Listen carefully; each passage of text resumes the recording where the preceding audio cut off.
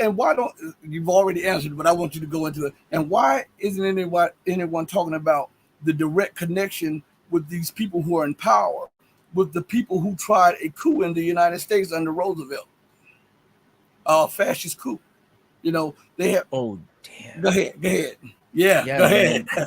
No, that's so good. But again, like it's a good question, and it's I guess it's part of this compartmentalization thing. I think about this a lot too, right? Like, why is it that people can so often be either very, very aware of the intricacies of their current world, but not realize how their deep past, maybe a few generations severed from their current life, is affecting the current world that they seem to know a lot about, or inversely, how many people can know a lot about history. Like I was rewatching the Oliver Stone Untold History of the United States not that long ago, and it's like 8 episodes. I don't know if you've seen that documentary series. It's not bad, but it's like the first 3 episodes are good, and it starts from like the battle between Winston Churchill and the Battle of the British Empire to stay in control of the world, in opposition to the ideas of Franklin Roosevelt and Henry Wallace, who wished to undo the system of empire and introduce a new system of higher anti-Hobbesian win-win cooperation based on externalizing or expanding the New Deal principles to assist Africa and Asia and India to industrialize the way the United States had transformed itself during the 1930s. That was subverted. It was FDR was killed. I say killed, and again, anyone could challenge me. I stand by. He was poisoned. FDR and all of the people who thought and who were fighting for this dream were all ousted, and some were murdered, like Harry Dexter White. Others were just like had their careers ruined by being called red commies under the new Cold War. But the point is, what happened was that the enemies of FDR, who were the same agencies who were sponsored by J.P. Morgan, DuPont, Rockefeller, Standard Oil, who were the ones backing up the rise of Nazism, who were backing up and sponsoring the growth of fascism, and in the New York Times, like Henry Luce, who was like the manager of Time Life magazine, Time magazine, Fortune magazine.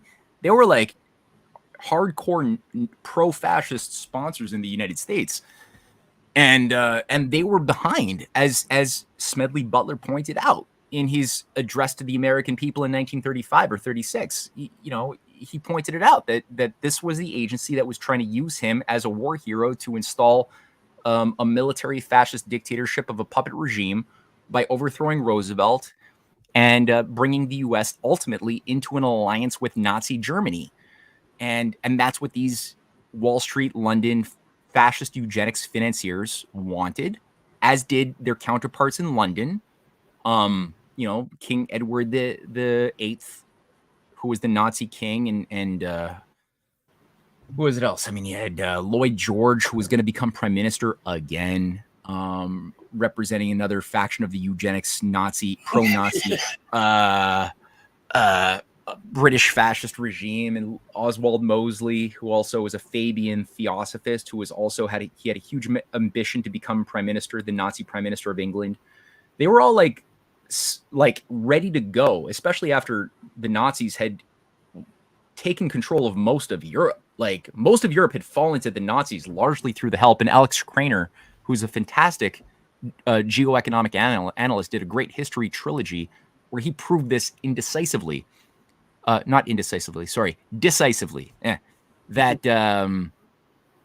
it was British back-channel diplomacy that resulted in the Nazi successful takeover of Czechoslovakia, first Austria, then Czechoslovakia, and then Poland.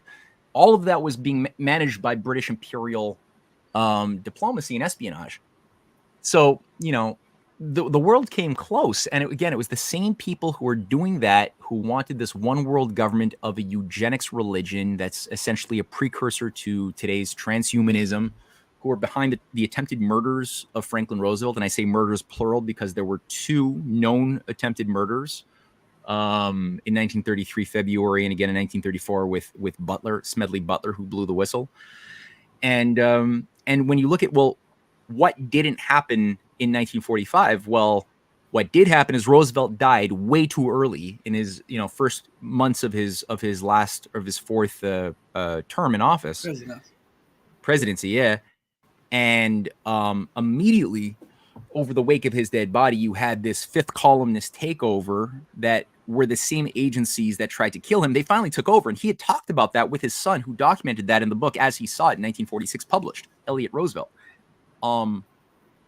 And this Anglo-American thing set up the CIA. They're the ones who made sure that the leading SS top official Nazis were not punished at Nuremberg. A few were thrown under the bus and given, they had to satisfy the desires of the people who had suffered so much to stop Nazism, that they were like, okay, well, we can't like just give the Nazis and the Italian and Japanese fascists so overtly new jobs working for us against the communists. So they had to do a little bit of a song and dance around the Nuremberg trials. But then, like leading Nazis were brought in through the rat line into Latin America, into especially Argentina, which became like a Nazi hub overseen by Allen Dulles.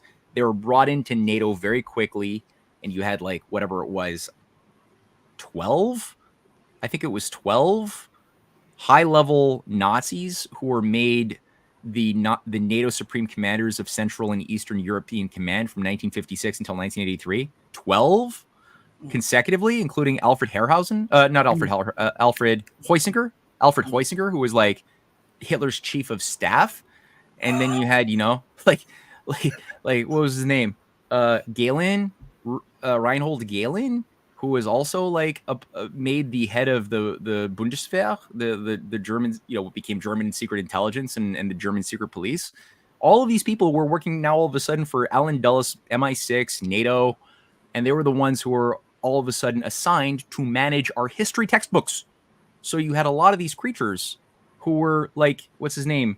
Lebed, Michelo Lebed, who was an associate of Stefan Bandera, who was brought in to the CIA and to the United States and assigned for like 40 years until he died in the late 80s to rewrite all of the history of World War II, first for the Ukrainian diaspora, but then that expanded to the more broader population, informing people around like the story of what caused the famine of 1932-33. He rewrote everything to make like World War II appear to be about the bad guy of World War II, which was all of a sudden not the Nazis, but the Russians became the bad guy. The Nazis were like the less bad guy that it's kind of good that we kind of wanted to work with. And, like all of this stuff was rewritten to create a victim identity for the Ukrainian diaspora, but then to also like polarize the Western population into a fear frenzy for McCarthy, for the whole Cold War game masters who wanted us to be to see the Russians or the Chinese as being the subhuman, commie, Borg, evil thing that was less than human, that we would acquiesce to working even with Nazis, killing leaders like Nkrumah, or even our own leaders like JFK, who was trying to work with the Russians on harmonious relations and cooperation to break free of the Cold War and the mutually assured destruction thing. So, like we've got all of this trauma and brainwashing over generations that's been imbued into us transgenerationally, which was never resolved with the collapse of the Soviet Union, which, as I've come to discover, was actually itself a CIA Esalen Institute funded operation run by Lawrence Rockefeller, who was basically able to bring in a bunch of like Kremlin associated occultists and mystics that had a huge amount of influence with Boris Yeltsin, who was brought into Big Sur, California to go through like, transcendental meditation orgies and other things at the Esalen Institute, funded by Lawrence Rockefeller through his American-Russian Friendship Association, in order to encourage the growth of this parasite inside of Russia that manifested with Gorbachev and Yeltsin, who were able to then like systematically undo Russia from the inside in order to make way for a new world order of a revived, rebranded Trotskyist, cybernetics, green occultism that people like Jeffrey Sachs were overseeing on behalf of the London School of Economics. So that's what Jeffrey Sachs, which is why I don't trust Jeffrey Sachs. He just knows too much. He's too high up in the chain of command for me to believe that his current story of him just being like this I didn't know. I wanted to do good. We did good with Poland, and now we thought we were doing good with Russia, and I didn't know that all these things were going to happen. No, I think he knew exactly what was going to happen.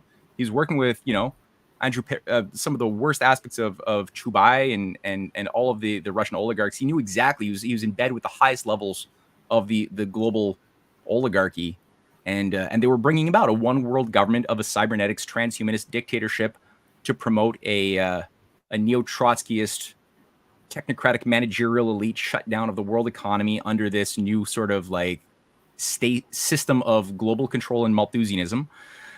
They came close, and so all of this happened, right? Like our history's been rewritten by those who wanted to kill us in the 1930s and 40s. They rewrote our history, and so it's very difficult for people today to break free of that and to look objectively at what 1933-34 was all about, what the last 50, 60 years, who killed JFK, how is the murder of JFK tied to the thing that did 9/11? It's the same thing. Even though many of the players are dead, they're separated by 40 years.